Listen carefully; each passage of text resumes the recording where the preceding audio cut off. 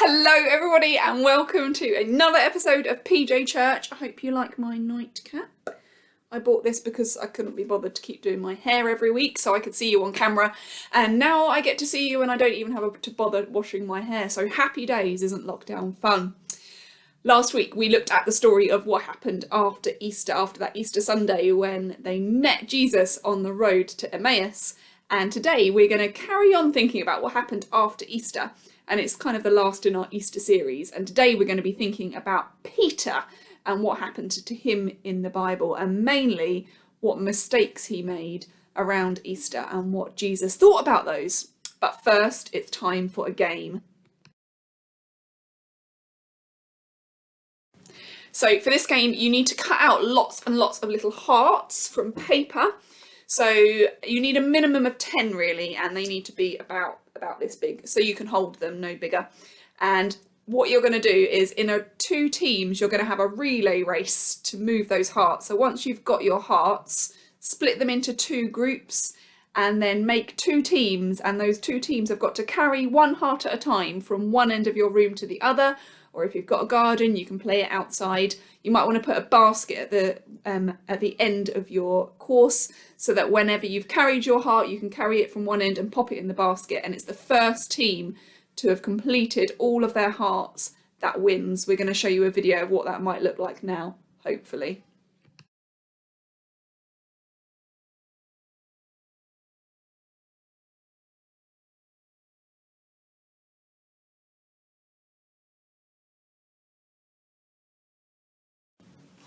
So I'm going to read you a story today called The Friend Who Forgives, and it's written by Dan DeWitt and Catalina Echeverry, and it's by the Good Book Company, and the Good Book Company have really kindly let us use all of their books online for our videos this year, so thank you very much, Good Book Company. It's a fabulous book. Listen along now. A long time ago, there was a man named Peter who was best friends with Jesus. Peter was a fisherman. He was strong and brave, but he often said the wrong thing. Do you ever talk before you think? That's what Peter did, again and again and again. Peter loved fish. In fact, one day he and Jesus had fish for breakfast. Fish for breakfast? That's weird. But we'll save that part of the story until the end. On the day when Jesus first called Peter to follow him, can you guess what Peter was doing? That's right. Peter was fishing. Follow me, and I will make you a fisher of men, Jesus told him. Can you imagine that? Peter fishing for men? Jesus explained that, just as Peter liked to search for fish, Jesus had come to search for people who needed forgiveness. Peter loved being friends with Jesus. He saw Jesus do lots of amazing things. One time, Peter's mother-in-law was sick. Jesus healed her. Another time, Peter was about to drown in a storm. Jesus saved him. Slowly, Peter realised that Jesus was more than a friend. He was God. He would never let Peter down. But sometimes Peter let Jesus down, like the time Jesus explained to his friends that he had to die on the cross, but that he would come back to life to offer forgiveness. All of you will run away. You're going to say you're not my friends, Jesus said. Peter spoke up right away. He did that a lot. I will never do that. But Jesus told him, before the rooster crows in the morning, you will say 3 times that you're not my friend. I would never do that. Jesus is my best friend, Peter thought. When the soldiers came to take Jesus to the cross, Peter pulled out his sword to stop them. Put your sword away, Peter, Jesus said. My Father says this must happen. Jesus let the soldiers take him to a courtyard to stand on trial. Peter followed from far away. Aren't you one of Jesus' friends? A young girl asked as she opened a gate for Peter to enter the courtyard. What do you think Peter said? No, I don't know Jesus. It was a cold night, so Peter walked over to a fire where some people were warming themselves.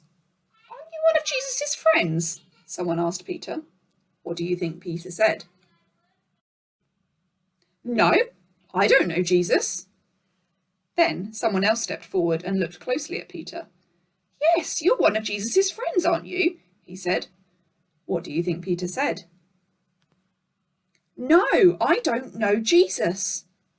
Right then, at that very moment, a rooster crowed. Jesus turned around and looked straight at Peter. Then Peter remembered what Jesus had said. "Before the rooster crows, you will say 3 times that you're not my friend." Peter was so sad. He knew that he had failed Jesus again and again and again. He didn't just need to find other people who needed forgiving. He needed forgiving too. Peter felt terrible. He ran out of the courtyard and he cried and he cried and he cried. Peter had let his best friend down, and now it was too late because the soldiers had taken Jesus to be killed. But Peter didn't stay sad because Jesus didn't stay dead. 3 days later was the first Easter Sunday when Jesus came back to life to offer people forgiveness. But would he forgive Peter for failing so badly? One day when Jesus went looking for Peter, where do you think Jesus found him? That's right, Peter and his friends were fishing. Jesus called to them from the beach. Peter jumped out of the boat and into the water and rushed to the beach to see Jesus. And this is where Jesus and Peter had fish for breakfast. Fish for breakfast? That's weird. Peter was so happy to see Jesus alive, but would Jesus forgive him? Peter wasn't sure. Maybe Jesus wouldn't want to talk to him. Maybe Jesus wouldn't want to be friends with him. But yes, Jesus did want to talk to Peter, and yes, Jesus did want to forgive Peter. Wow! And since Peter had said he didn't know Jesus 3 times, Jesus gave Peter the chance to say 3 times, "I love you, Jesus." That's how Peter became a forgiven fisher of men. Peter spent the rest of his life telling people about his best friend, Jesus. He told them that if they would put their trust in Jesus, he would forgive them again and again and again. That's because Jesus was Peter's best friend. He forgave him again and again and again. And if you trust in Jesus, he will forgive you too, again and again and again. What a brilliant book. What a brilliant story. Now, I don't know about you, but I mess up. My children will probably tell you that I mess up a lot. And it's true. I get impatient. Sometimes I lie, even though I don't want to. Sometimes I say horrible things about people, even though I don't want to. Sometimes I can't be bothered to give God the time or the recognition that he really needs. And yet other times I feel so close to Jesus. It's like I can almost touch him. I wonder if you identify with Peter in that story as well. If Jesus told you that you were going to do something wrong on one of those days you feel like you can touch him, you're so close to him, would you be outraged? Not me. I'd never lie to my parents. I'd never tease my friends. I'd never be mean to my brother or sister. And yet we all have those days when we do exactly what Peter did. We take our eye off the game. The Bible calls that sin, which literally means being separated from God. In those times that we make bad choices, we're separating ourselves from God. But as the story reminds us, sin isn't the end, because Jesus does and Jesus will forgive us again and again and again. Like always, again and again and again, for as long as we need to be forgiven. And the brilliant news about this story is also that forgiveness wasn't the end of Peter's story. Peter was one of the most important people in the Bible for spreading the message of Jesus. After Jesus returned to heaven, sometimes Peter is called the rock on which Jesus' church was built because he was so instrumental in sharing the message of Jesus with other people. He was the first person really to build God's church. Even though he was far less than perfect, even though he needed forgiving again and again and again. So we're going to do an activity now in our groups to think about that. So what I need you to do is I need you to think of something in your head. You can share it with your family if you want to, but something that you think you need to ask forgiveness for. Could be something that you've done this morning that you didn't want to do, maybe you couldn't help yourself, but it just happened, or something earlier on in this week, or something in your past that you still haven't asked Jesus to forgive you for. And we're going to do a prayer activity in our families now. So you're going to need a bowl of sugar and a bowl of water, or if you've got any, you can use fizzy vitamins instead of sugar.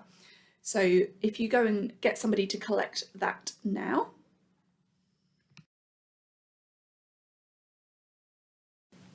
So what I want you to do is that thing that you want forgiveness for, I want you to think of it in your head. I said you could share it with others if you want to, but you don't have to. And you're going to take a spoon of sugar or a fizzy vitamin and you're going to put it in the water and mix it around and watch it disappear. That is just a sign that Jesus is forgiving you for those things. He will forgive you. And because it said in our story, he will forgive you again and again and again.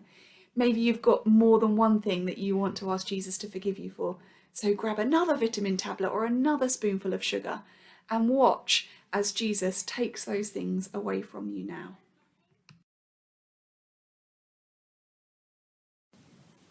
So I'm just going to pray for us now as we finish that activity. Are you ready? 1, wiggle your fingers. 2, fold your arms and quiet yourselves. And 3, bow your heads. Dear Jesus, I thank you that you forgive us again and again and again. Please take away all of those things that we've put sugar in or put vitamins in water for today. Take them away and forgive us. Amen. Amen. Oh, I do miss doing that at church when you're all so loud and noisy. It's not quite the same here by myself in my house. So we're going to do our craft activity now. And in our story, there was loads of fish, wasn't there? Peter was a fisherman to begin with, and then he became a fisher of men, and then they had a barbecue with fish on the beach when he saw Jesus. So we're going to make fish biscuits. And so if you've got a fish cookie cutter or Play-Doh cutter, that would be fabulous. If not, then you can just cut out a fish with a knife. On the next slide, I've put on my favourite gingerbread recipe, but if you've got a different recipe that you want to use that you've got the ingredients for, then you can use that instead. And as we do that, just chat in your families about what it means to be forgiven, what that looks like for you, whether or not you remember to ask for forgiveness, whether you think that Jesus will forgive everything or if it's just some things. Have a little chat as you enjoy baking in your families. Thank you so much for joining in again this week. It's really, really great to see all your photos and videos on Facebook. So do carry on posting those for me. It makes me super happy during the week. And I can't wait to see you all again really, really soon. Have a great week. God bless.